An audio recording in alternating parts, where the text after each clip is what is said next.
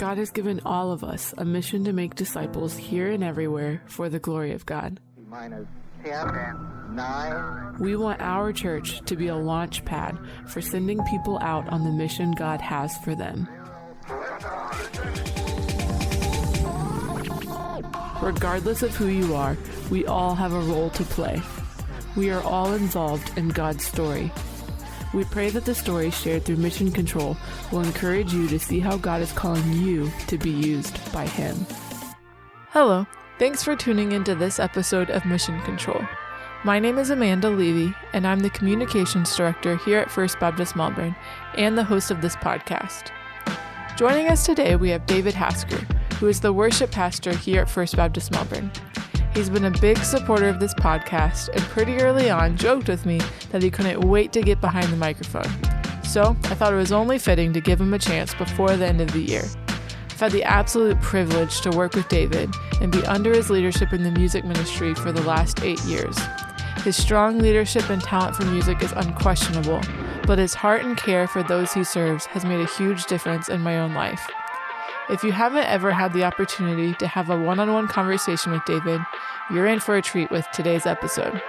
In our conversation today, we talk about how God began to use David as a leader in music ministry as early as the 3rd grade, the value of families serving in the church together, and the importance of investing in others for the kingdom's sake. Before we get into it though, if this podcast has been impactful to you at all, why don't you share it with a friend? And if you haven't already, be sure to subscribe so you don't miss any future episodes. Okay, let's meet up with David now. We've been starting with a fun space icebreaker. Love it. I have a choice for you though. Okay. Do you want to go deep with your icebreaker or do you want to go surface level fun? I have 2 options. I don't get to do them both. I mean, we can do them both, but you'd have to okay. I don't know. Fun? Fun? Okay. If you could embark on a mission to any celestial body in our solar system, where would you go and why? Oh, that's so easy. Is Jupiter. Why? I want to see what that big dot is. The big dot? Doesn't it have like the big black spot, the big C? Does it? Yes. I know. Wait, now I'm getting all off with my space.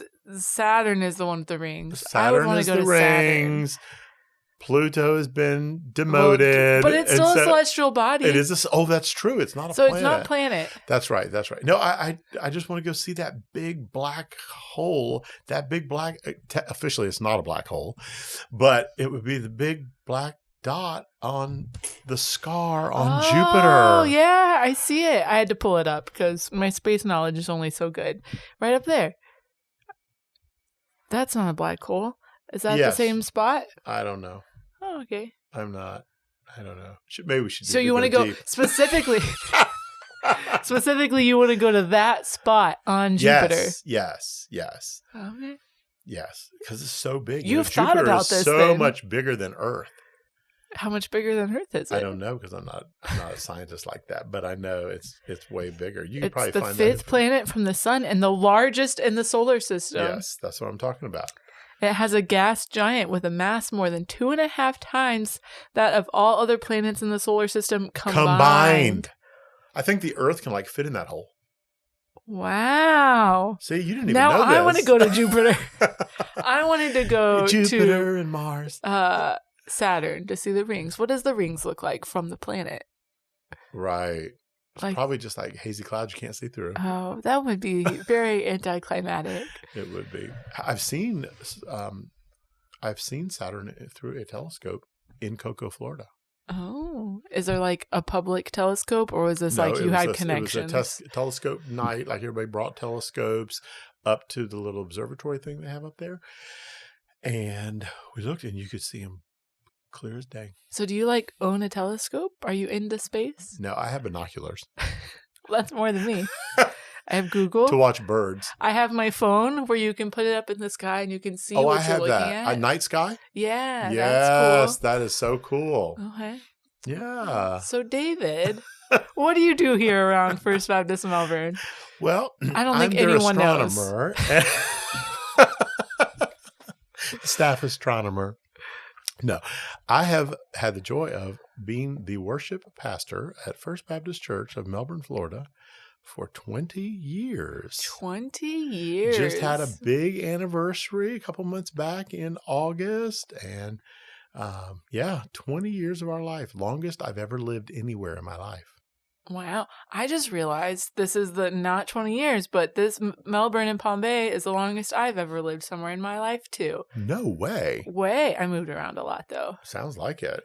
Yeah. Sounds like, yes. So we, came here and just planted our life, and the years just go by so quick. Yeah. They really do. How long had you been were you always a worship pastor? Like always. Like from graduating college, working professionally. So I started actually being the music director. Okay. At a small Baptist church when I was 16. Mm-hmm. So I was in high school, and I'd been the pianist at my church growing up since I was in third grade. Okay. But then when I was 16, I went to a little Baptist church. Neat story. Me and the interim pastor, they actually had an interim pastor at that point, were the only, everyone in the church was African-American except the two of us. That is interesting. My first church. Especially for that. Yeah, that's interesting. Yeah, right? And so it was wonderful and rich, and they were so sweet. It was a little church. They probably had 80 people or so. So what was your connection to this church? They just needed somebody. And you had the they skills. Needed somebody. Right. They were looking for, somebody who could play and direct. Uh-huh. And through my piano teacher, actually, got a connection there. And it was about 15 minutes from my home. And so went down there, and until I graduated from high school, that I went to my church, my family church, in the morning and continued to play for their early service. Okay. And then would run down here to this church and had a little choir of about 14 to 15 people. And just a sweet little family of a church, and was there till I went to college. Wow. Yeah. So did you not always, but was there ever a point where you're like, this is what I want to do? Or did you just kind of slip into it because it's just what you'd been doing since third grade in terms of music and music ministry? Yeah. So I've been playing in church my whole life, and since I was a kid, loved church music. And my piano teacher, her husband was actually a pastor. Mm-hmm. And so I just, kind of had just the church music connection, and that's how I, used my gifts and that type thing. But it wasn't until I was 14 that our church called their first full-time minister of music. Okay. And his name was Bruce, and he lives in Ohio today still. And he came, and he was just right out of college. So he was young. But he was married and had a kid, had three more kids while we were there, while he was there.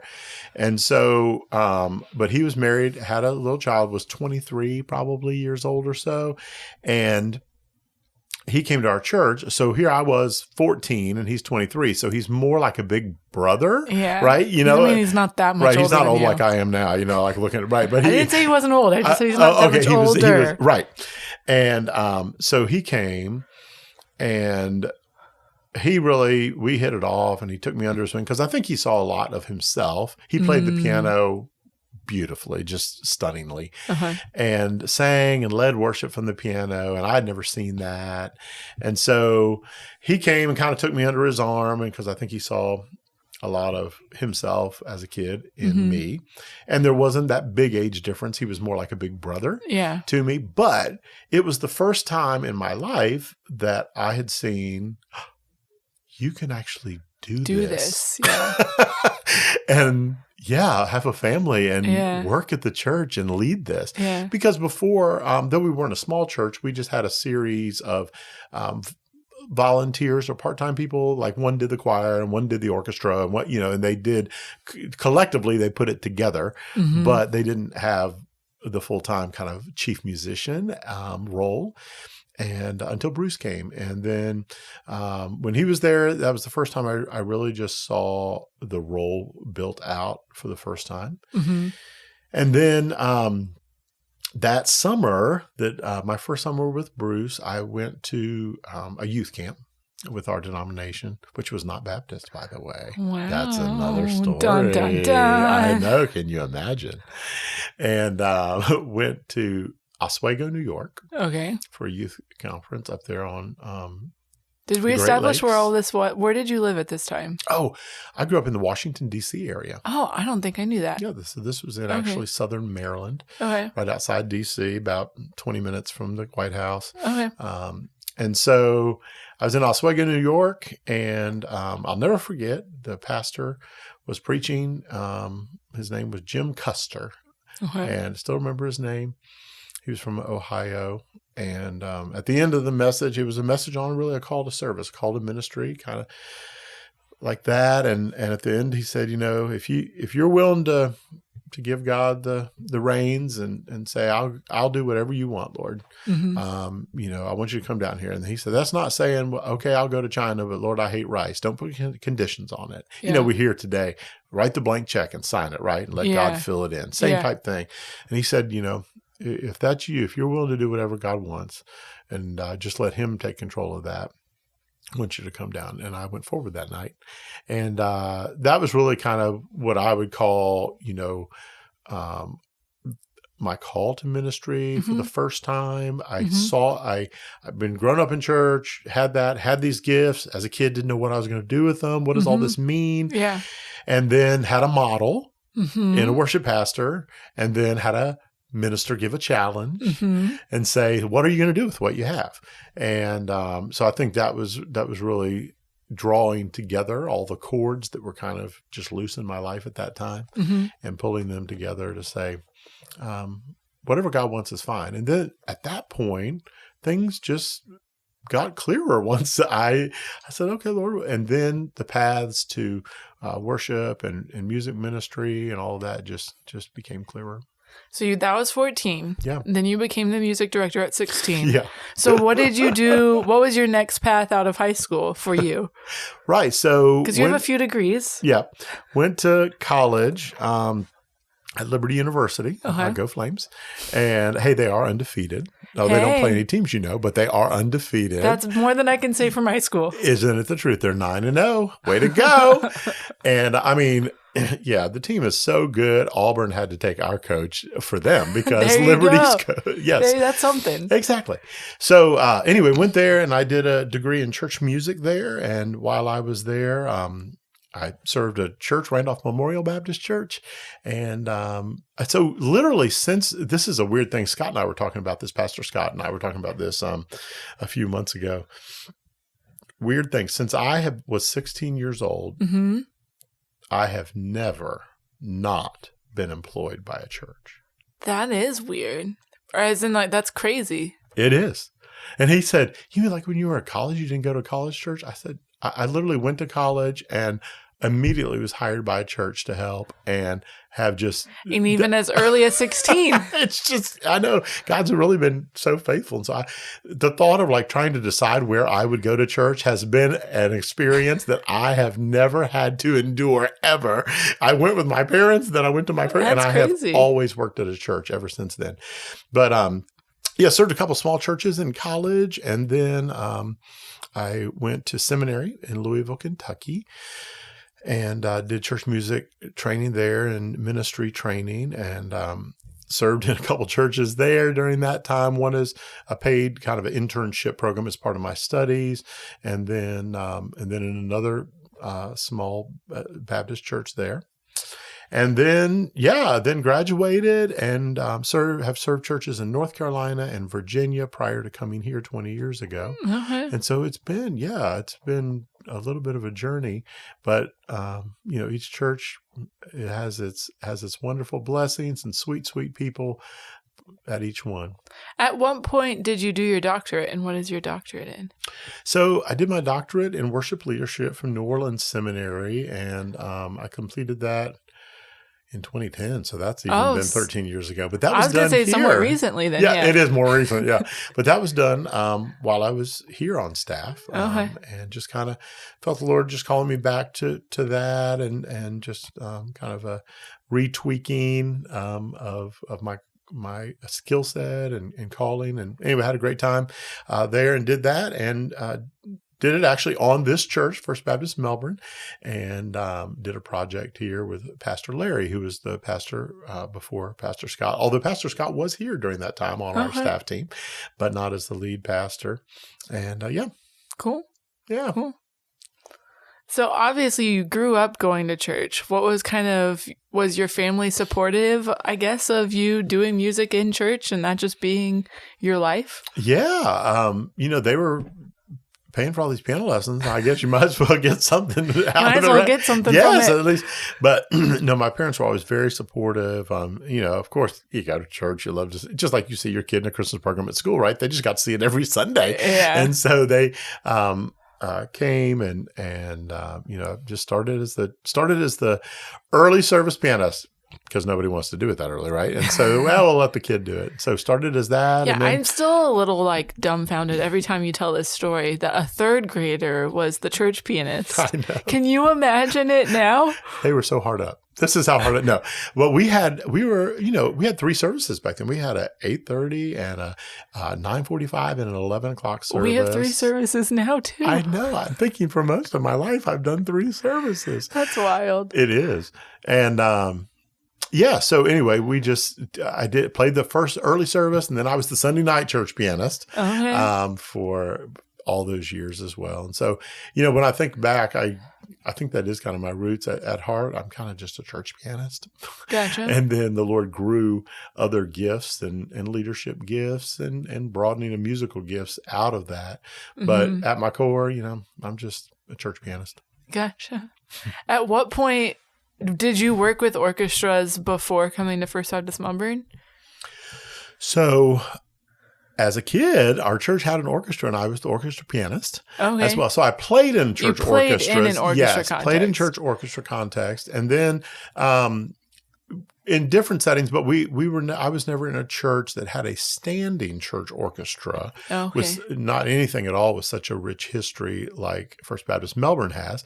That was started by Dr. Greg Bruton, who was the worship pastor here many years ago, and then went to Southern Seminary as a professor. But he started, I think, in the late 80s. Okay. He actually started the worship orchestra here, and it's such a foundational bedrock of our worship experience and who we are, and attracts such wonderful musicians and players here. And so it's a joy to be able to stand in front of them every week and lead with them. Yeah, for sure.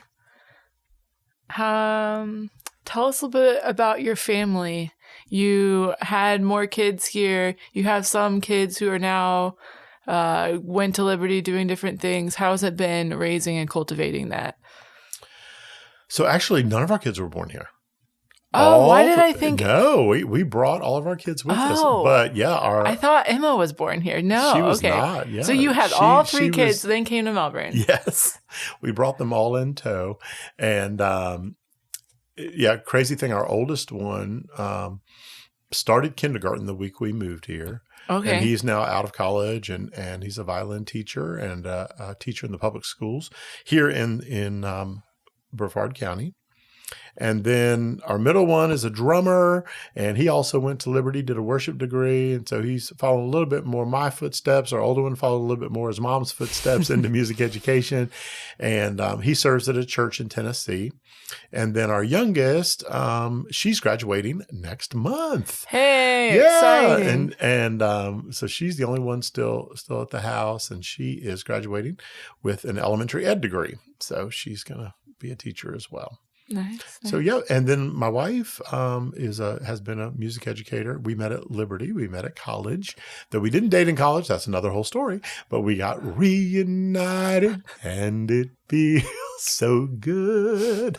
Wait, so you met in college, but you didn't date? Met in college. We were in choir. We actually got back together on a college choir reunion Oh. after college. Okay. Right? Were y'all both still living in the same place? No, we were in different states. So you went long distance. LD, when you actually had to pay for long distance phone calls. Wow. Exactly. How long was that long distance until? Well, let's see. The reunion was, I think, like in May or something, and then we got engaged in October and married the next June. So it all happened in less than a year, and nor did we even live in the same states. Wow, that's crazy. It is, yeah. That was fast. That's a piece of your story I didn't know either. See, we're all learning so many new things. I know it. Just keep asking questions.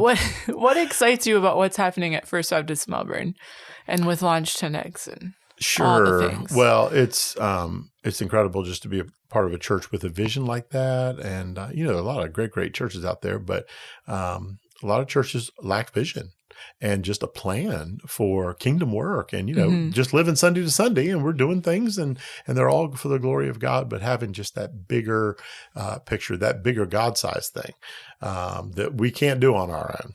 And it's great to be part of a team that catches that vision and pushes that vision on out through our church.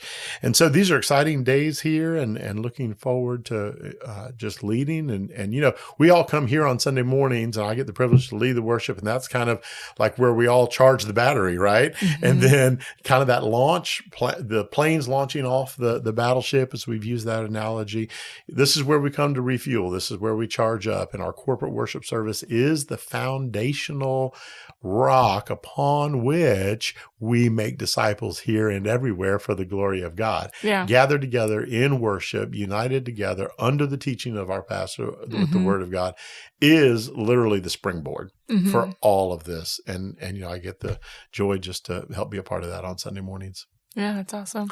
So, one of the great things about just having kids who are musicians, we've got a violinist and a pianist and a singer all with us, and has been not only to be in ministry as their dad is the worship pastor, and their mom leads the kids choirs, but to have them serve alongside us.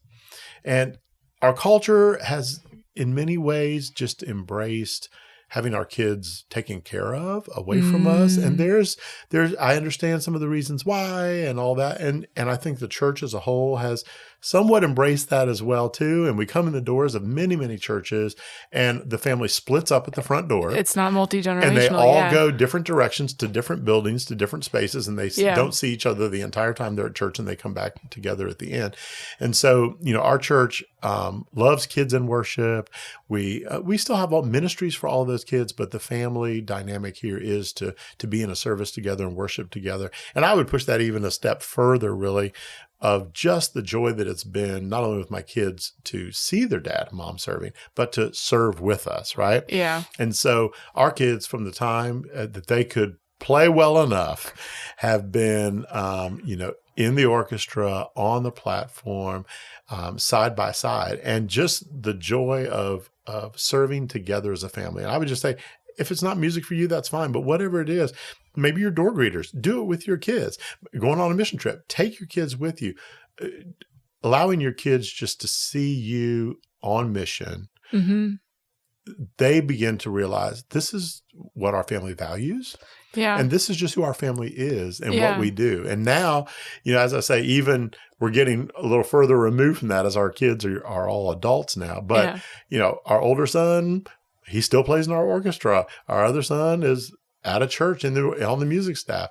Our daughter, she still serves, in the choir. And so we're still now, even with our adult kids, able to serve together. Yeah. Even when they don't have to go to church anymore, they still come and are still plugged in together. So find a place where you and your family can flesh out, live on mission, and serve together as a family. Yeah. I think it's cool too, because not only does it help connect the family and, like you said, provides that value, there's something disconnected about everyone going in their different direction. It's not this community fellowship type thing. So I think it's cool. And music provides a really cool opportunity for that. Absolutely. It does. It does. But there's lots of other things, that we have at church too, that families can do together if parents were always modeling, right? We're Mm-hmm. always modeling. And so even as we're modeling young adults, and this is what our family does, and this is how we serve the Lord with our gifts. Mm-hmm. What excites you about the future of ministry? So, I think the best days are ahead, that we're just on the precipice of seeing God just do incredible things. We see it every week anyway, but that we're going to be poised in a new way with just new resources and tools that we haven't had at our disposal before. And so that really definitely excites me. And then, I've been here 20 years, been in full-time ministry 30 years, been doing a little longer than that to get down to the 16-year-old, but nevertheless. We won't date you. No, please. Yes. But, I definitely see I'm getting into the season of life now to where seeing others thrive and others succeed as part of the ministry team is really so rewarding for me, And so, I've been able to lead all the things and have the joy of that, but now equipping others to do it next to me and with me and alongside me and helping them is really such a joy. And you've heard that before. We always need to be training those who are going to come up and follow us and take our place, because we never know what the Lord's going to do and where he's going to move his resources around his kingdom as his will desires. And so always trying to find the people who can lead in your stead and that you've trained them up well. What advice would you have someone who feels a stirring in their life towards ministry and doesn't know what to do with that?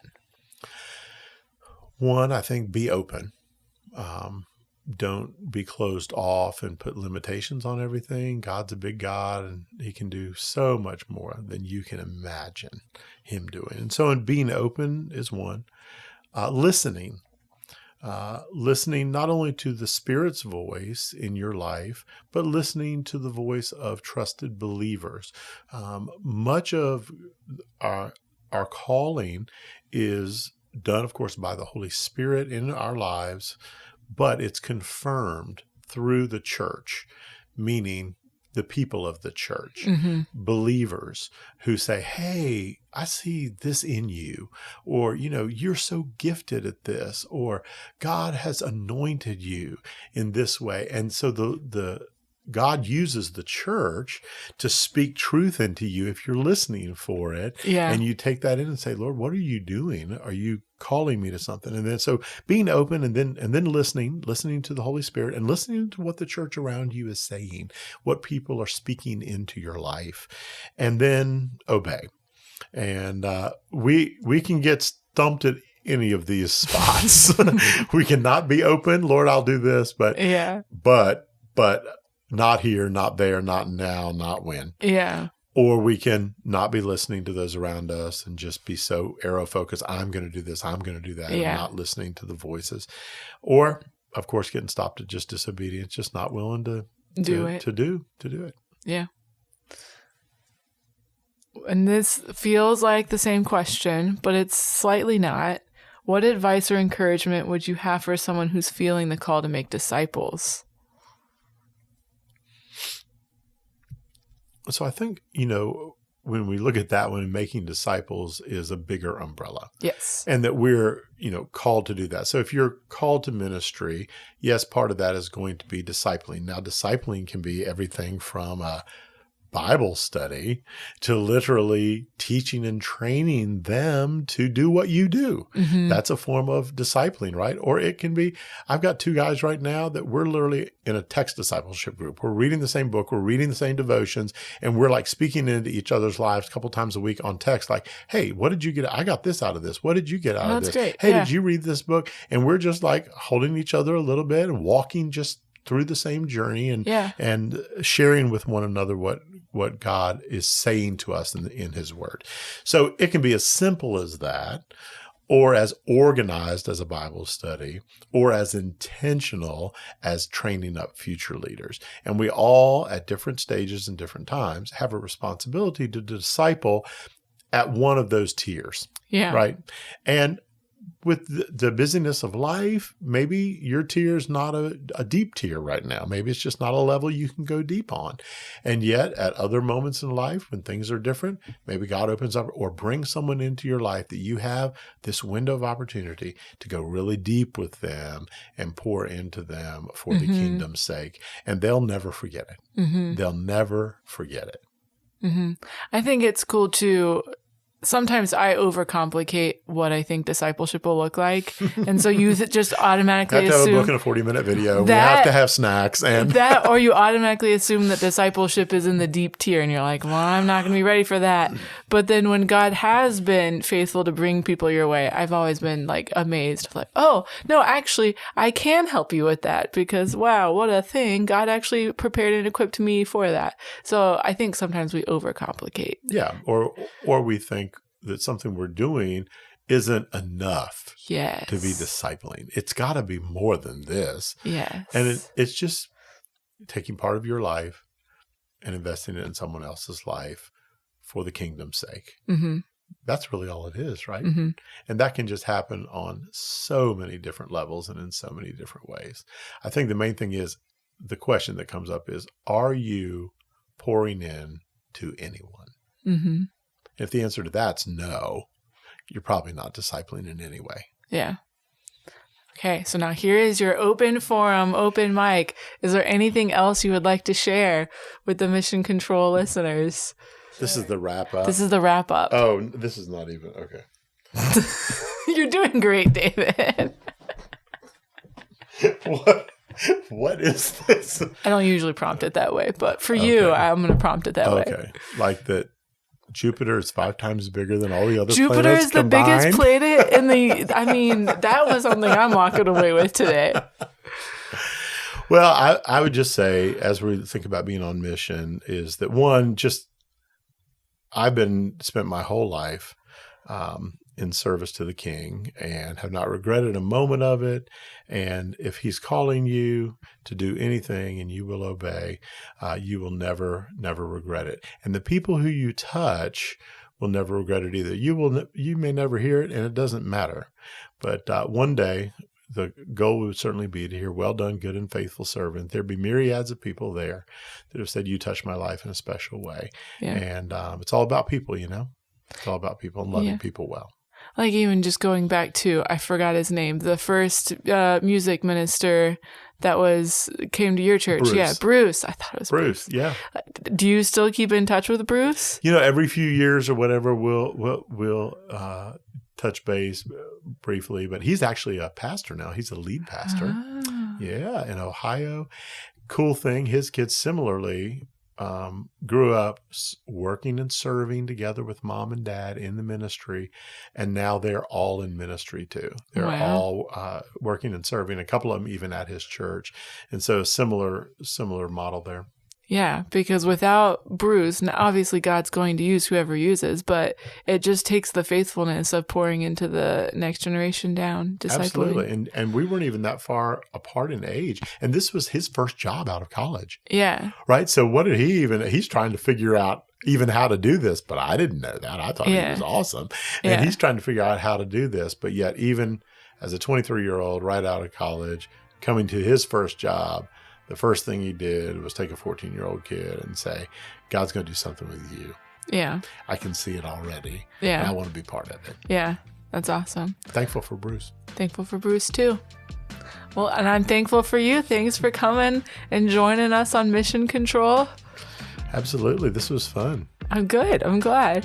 I think these things are awesome. Oh, good. By the way, just give you a little plug. A little personal endorsement. A little personal plug. I always appreciate Sometimes them. I pop you a text. These have been so great. I love them. I've listened to, I think, almost every one of them. Oh, nice. They've been a highlight of my year as well.